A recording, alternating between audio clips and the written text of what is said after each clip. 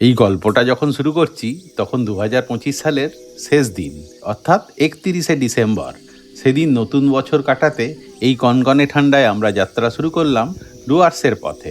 সংস্কৃতে ডুয়ার্স কথার অর্থ হল ডোর্স বা দরজা, ভুটানের প্রবেশদ্বার, যা হিমালয়ের পাদদেশে অবস্থিত।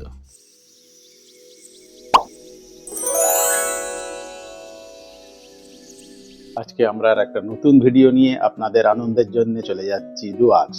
আজকে ডুয়ার্সে যাবার জন্য আমরা উত্তরবঙ্গের একটা ট্রেনের টিকিট পাইনি, যার জন্য আমরা এখন শ্যামলী পরিবহনে এই যাত্রাটা উপভোগ করব এবং তোমাদেরকেও দেখাবো।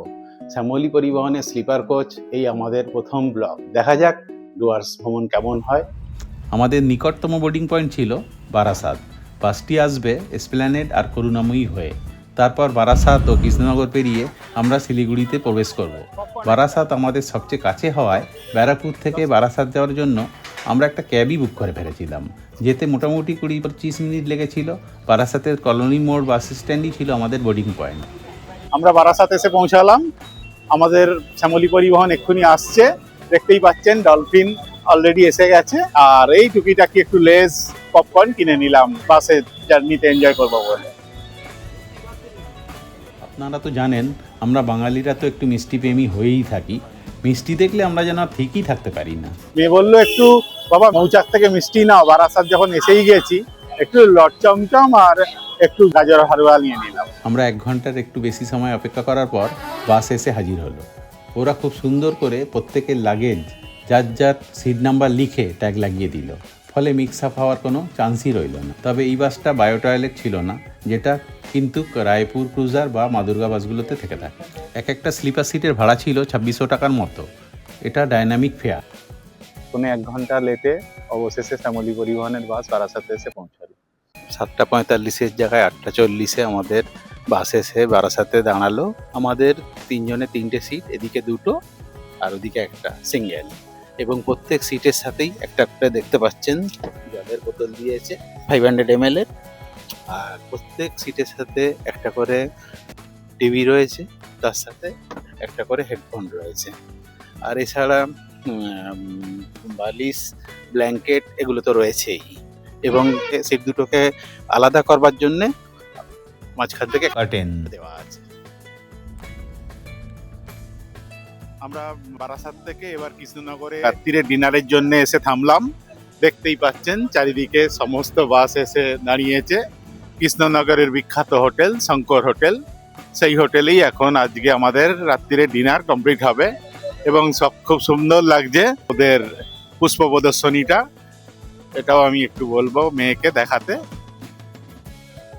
আর কয়েক সেকেন্ডের অপেক্ষা, 2025-এর শেষ, 2026 শুরু। আমরা যেটা সেলিব্রেট করতে চলেছি শ্যামলী পরিবহনের বাসের সামনে।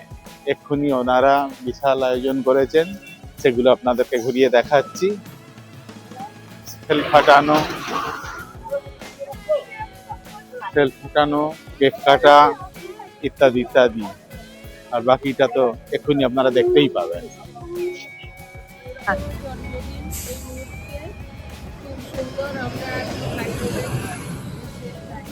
আমার জন্মদিনের একদম শেষ মুহূর্তটা আমরা কামিং 26 জানুয়ারির দিকে এগিয়ে চলেছি, কিন্তু আমার এই বছরটা খুবই খুবই সুন্দর লাগছে আমার কাছে। এটাই ছিল আমাদের কেক। দুটি বাচ্চা খুব আনন্দ করে বছর শুরুর কেকটি কাটলো।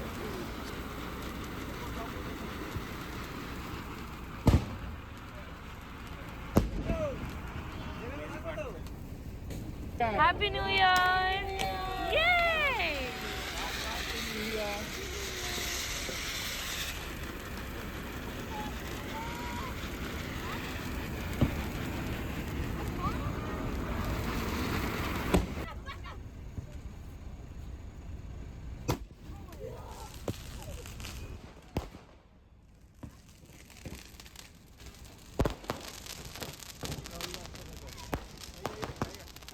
রাতে আমরা খুব আনন্দ করলাম, বাজি টাজি পোড়ানো হলো।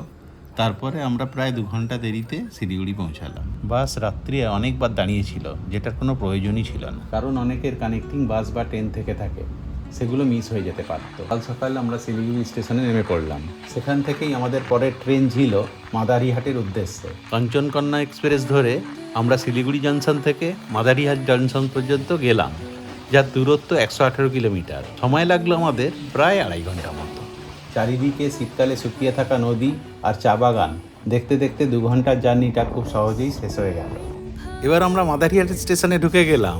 এইবারই তো আমাদের ছুটি শুরু।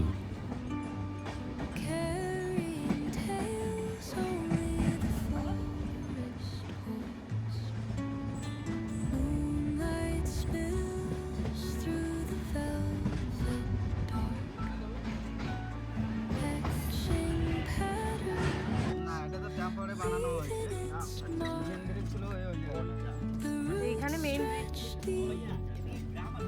The earth's gentle sigh, a lullaby sung to the open sky. Whispering pine, সরকারি যেটা sing me your tune. Caught in the rhythm, the stars and the moon. সেখান থেকে নেমেই দেখলাম আমাদের হোটেল খুব কাছেই, অরণ্য ট্যুরিস্ট লজ, ওয়েস্ট বেঙ্গল ট্যুরিজমের আন্ডারে। এখানে শুনলাম একটি ব্রিজ ভেঙে যাওয়ায় গাড়ি নিয়ে হোটেলের ভেতর ঢোকা যাচ্ছে না, তাই ওনারা আগের থেকেই একটা টোটোর ব্যবস্থা করে রেখেছিলেন আমাদের জন্যে। টোটোতেই ব্রিজ পার করে আমরা হোটেলে চেক ইন করে নিলাম। পরের এপিসোডে আপনাদের দেখাবো আমাদের বুক করা সুইট রুমের ট্যুর, আর তার সঙ্গে থাক ডে 2 এর গল্প। সাবস্ক্রাইব করতে ভুলবেন না, যাতে পুরো জার্নিটা একসাথে উপভোগ করতে পারি।